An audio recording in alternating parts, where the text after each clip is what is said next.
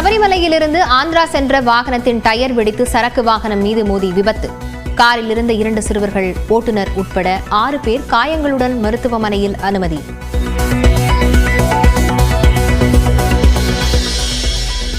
மத்திய பிரதேசத்தில் இருந்து வந்த ரயிலில் சிக்கன் ரைஸ் வாங்கி சாப்பிட்டதால் உடல்நலக்குறைவு. சென்னை திரும்பிய நிலையில் உயிரிழந்த கூடைப்பந்து வீராங்கனை.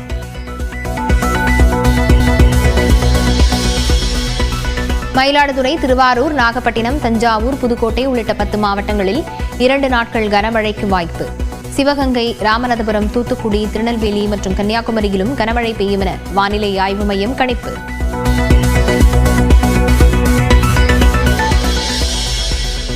தஞ்சாவூர் மாவட்டத்தில் தொடரும் கனமழை. 500 ஏக்கரில் தேங்கிய நீரில் மூழ்கிய நெற்பயிர்கள்.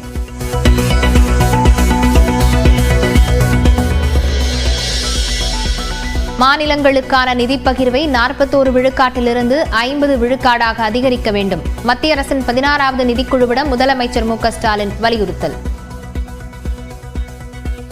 இந்திய வருவாயில் மாநிலங்களுக்கான வரி பகிர்வின் பங்கு 50 விழுக்காடு உயர்த்தப்படுவதுதான் முறையானதாகவும் அனைவருக்கும் ஏற்புடையதாகவும் இருக்கும் என்று நம்புகிறோம்.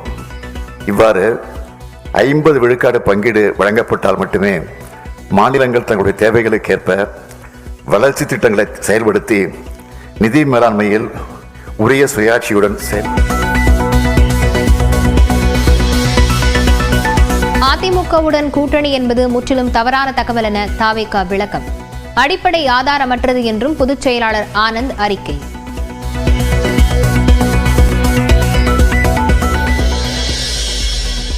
பெரும்பான்மை பலத்துடன் ஆட்சி அமைப்பதே குறிக்கோள் என தமிழக வெற்றிக் கழகம் திட்டவட்டம். அனைத்து வியூகங்களையும் வகுத்து தேர்தலை சந்திக்க தயாராகி வருவதாக விளக்கம்.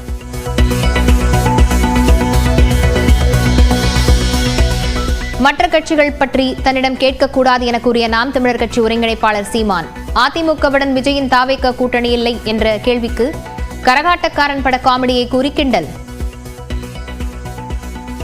அவரோட போறாரு, இவரோட போறாரு அப்படின்னா இந்த காரை அன்னைக்கு அவன் வச்சிருந்தா கரகாட்டத்தில் வரல, இப்ப யார் வச்சிருக்காங்கிறதெல்லாம் அந்த நகைச்சுவையெல்லாம் நான் செஞ்சுக்கிட்டு இருக்க தயாராக. நாம் தமிழர் கட்சியிலிருந்து விலகிய சேலம் நிர்வாகி அழகாபுரம் தங்கம் 15 ஆண்டுகளாக கட்சியில் பதவி வகித்த நிலையில் விலகினார்.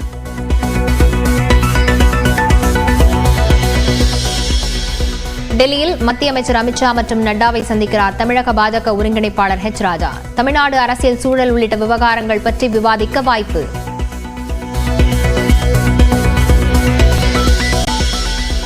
தருமபுரியில் சாலையில் திடீரென குறுக்கே வந்த பைக் விபத்தை தவிர்க்க திருப்பியதால் மின் கம்பத்தின் மீது மோதிய தனியார் பேருந்து.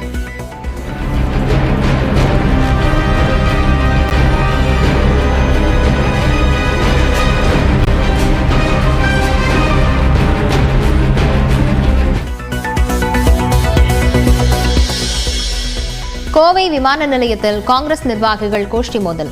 மயூரா ஜெயக்குமார் மற்றும் செல்வம் ஒருவரையொருவர் வசைபாடிக் கொண்டதால் பரபரப்பு.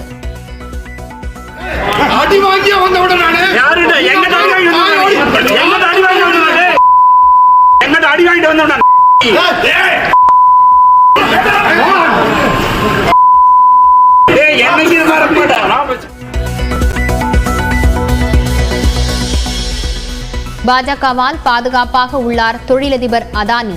நாம் ஒற்றுமையாக இருப்பதே பாதுகாப்பு என்ற பிரதமர் மோடியின் முழக்கத்தை மேற்கோள் காட்டி ராகுல் காந்தி விமர்சனம்.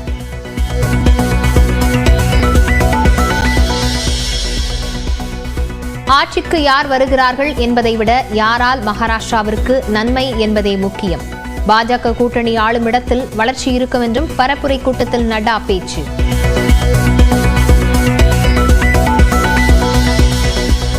மணிப்பூரின் ஜிப்ரோ மாவட்டத்தில் வன்முறைக்கு எதிராக போராடியோர் மீது துப்பாக்கிச் சூடு. ஒருவர் உயிரிழந்த நிலையில் மற்றொருவர் காயம்.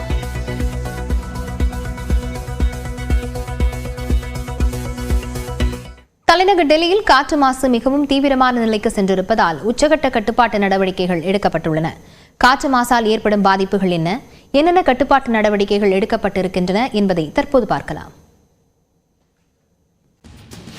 தலைநகர் டெல்லியை பொறுத்தவரை ஒவ்வொரு ஆண்டும் குளிர்காலத்தில், அதாவது அக்டோபர் முதல் ஜனவரி வரையிலான காலத்தில் காற்று மாசு அதிகரித்து காணப்படுகிறது.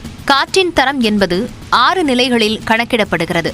அதாவது 0 முதல் 50 வரையான அளவுக்கு இருந்தால் காற்று தரமாக இருப்பதாக கருதப்படுகிறது. 50 முதல் 100 வரை இருந்தால் ஏற்றுக்கொள்ளும் வகையில் காற்று இருப்பதாகவும், 100 முதல் 200 வரை இருந்தால் மிதமான காற்று மாசாகவும், 200 முதல் 300 வரை இருந்தால் மோசமான நிலையில் இருப்பதாகவும், 300 முதல் 400 வரை இருந்தால் மிகவும் மோசம் என்றும், 400 முதல் 500 வரை இருந்தால் தீவிரமான காற்று மாசு என்றும் கணக்கிடப்படுகிறது. இந்த சூழலில் டெல்லியின் பல்வேறு பகுதிகளில் மிகவும் தீவிரமான நிலையில், அதாவது 1300 முதல் 1600 வரையான அளவில் காற்று மாசு பதிவாகிறது.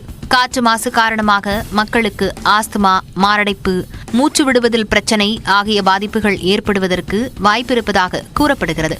காற்று மாசு ஏற்படுவதற்கு நிலத்துக்கு மேல் பகுதியில் குளுமையான காற்று தொகுப்பு உருவாவது, பஞ்சாப், ஹரியானா போன்ற அண்டை மாநிலங்களில் அறுவடைக்கு பிறகு வேளாண் பயிர்களை எரிப்பதால் வரும் புகை உள்ளிட்டவையே காரணமாக அமைகிறது. காற்று மாசு மோசமடைந்ததால் விமானம், ரயில் சேவைகள் பாதிக்கப்பட்டுள்ளன. இந்நிலையில் மிகவும் உச்சபட்சமான 4ஆம் நிலை மாசு கட்டுப்பாட்டு நடவடிக்கைகளை மத்திய மாநில அரசுகள் எடுத்துள்ளன. இதன்படி 10 மற்றும் 12ஆம் வகுப்புகளை தவிர மற்ற வகுப்புகளில் நேரடியாக பாடம் நடத்துவதற்கு தடை விதிக்கப்பட்டு ஆன்லைனில் பாடம் நடத்த அறிவுறுத்தப்பட்டுள்ளது. அத்தியாவசிய பொருட்களை எடுத்து வரும் மற்றும் சேவைகளுக்கான வாகனங்களை தவிர மற்ற சரக்கு வாகனங்கள் டெல்லிக்குள் நுழைய தடை விதிக்கப்பட்டுள்ளது.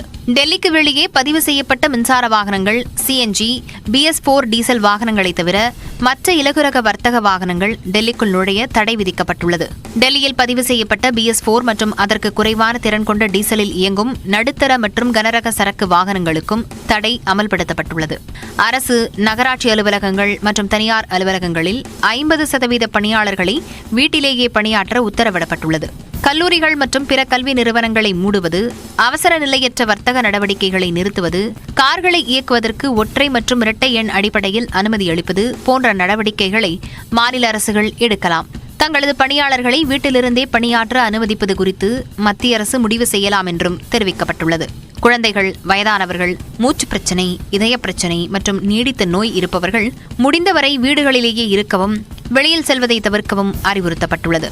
இதனிடையே காற்று தூய்மைப்படுத்தும் கருவிகளின் விற்பனை 50% வரை உயர்ந்திருப்பதாக விற்பனையாளர்கள் தெரிவித்துள்ளனர். 10 மற்றும் 12ஆம் வகுப்பு மாணவர்களுக்கும் ஆன்லைன் வகுப்புகளுக்கு நடத்துவது குறித்து டெல்லி, உத்தரப்பிரதேசம், ஹரியானா மாநிலங்கள் உடனே முடிவெடுக்க உச்சநீதிமன்றம் உத்தரவிட்டிருக்கிறது. டெல்லி காற்று மாசு குறித்த வழக்கு விசாரணையின் போது புதிய கட்டுப்பாடுகள் முறையாக செயல்படுத்தப்படுகிறதா என்று நீதிபதிகள் கேள்வி எழுப்பினர். போக்குவரத்து, காவல்துறை உள்ளிட்ட துறைகள் அவற்றை கண்காணிக்கின்றனவா என்றும் கேட்டனர். இதற்கு பதிலளித்த மனுதாரர் தரப்பு வழக்கறிஞர்கள் ஆங்காங்கே கட்டுமான பணிகள் நடந்து வருவதாக கூறினர். உச்சநீதிமன்ற வளாகத்திலேயே கட்டுமான பணி நடைபெறுவதாகவும் தெரிவித்தனர். இதையடுத்து உச்சநீதிமன்ற பதிவாளர் நீதிமன்றத்துக்கு அழைக்கப்பட்டார். அப்போது காற்று மாசு 450 எட்டிய போது ஏன் உடனடியாக கிராப் 4 நிலையை அமல்படுத்தவில்லை என்றும், 24 மணி நேரம் காத்திருந்தது ஏன் என்றும் காற்று மாசு மேலாண்மை ஆணையத்துக்கு நீதிபதிகள் கேள்வி எழுப்பினர்.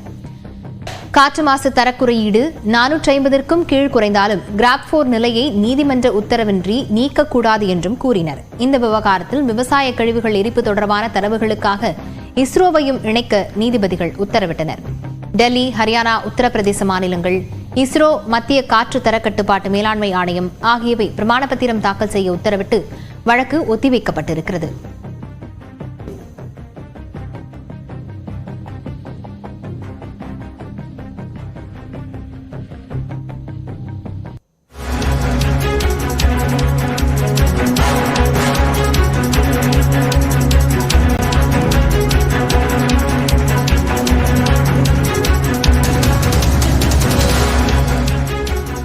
அண்மை செய்தியை பார்த்து வருகிறோம்.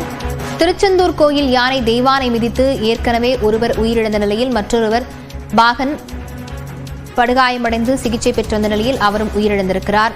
தெய்வானை யானை மிதித்ததில் படுகாயமடைந்த பாகனும் அவரின் உறவினரும் உயிரிழந்திருக்கின்றனர். திருச்செந்தூர் கோயில் யானை தெய்வானை மிதித்து 2 பேர் உயிரிழந்திருக்கின்றனர். இது தொடர்பான விவரங்களுடன் செய்தியாளர் முரளி கணேஷ் இணைந்திருக்கிறார். முரளி கணேஷ், பாகனும் தற்போது உயிரிழந்திருக்கிறார், நிலவரம் என்ன? அதாவது லாவண்யா, திருச்செந்தூர் சுப்பிரமணிய சுவாமி கோவிலுடைய யானை தெய்வானை இன்று மதியம் யானையினுடைய பாகன் உதயகுமார், இவர் குமரி மாவட்டம் களியக்காவலை பகுதியைச் சேர்ந்தவர். இவர் தான் இந்த யானையினுடைய பாகனாக இருந்து வருகிறார். இந்த நிலையில் இன்று இவரை பார்ப்பதற்காக களியக்காவலிலிருந்து இவருடைய உறவினர் சிசுபாலன் என்பவரும் வந்திருக்காங்க. இந்த நிலையில தான் இந்த யானையானது இவரை மிதிச்சது 2 பேரும் காயமடைஞ்சிருக்காங்க. சம்பவ இடத்திலேயே சிசுபாலன்கிற ஒரு பலியாயிருக்காரு. அதனைத் தொடர்ந்து உதயகுமார், யானை பாகன் உதயகுமாரும் பலியாயிருக்காரு. எதனால இந்த யானை அவங்கள மிதிச்சது, என்ன நடந்தது அப்படிங்கிறது தெரியல. இது தொடர்பா கோவில் தரப்புலையும் விசாரணை பண்ணிக்கிட்டு இருக்காங்க. திருச்செந்தூர் கோவில் போலீசாரும் விசாரணை பண்ணிக்கிட்டு இருக்கிறாங்க. லாவண்யா, விவரங்களுக்கு நன்றி முரளி கணேஷ்.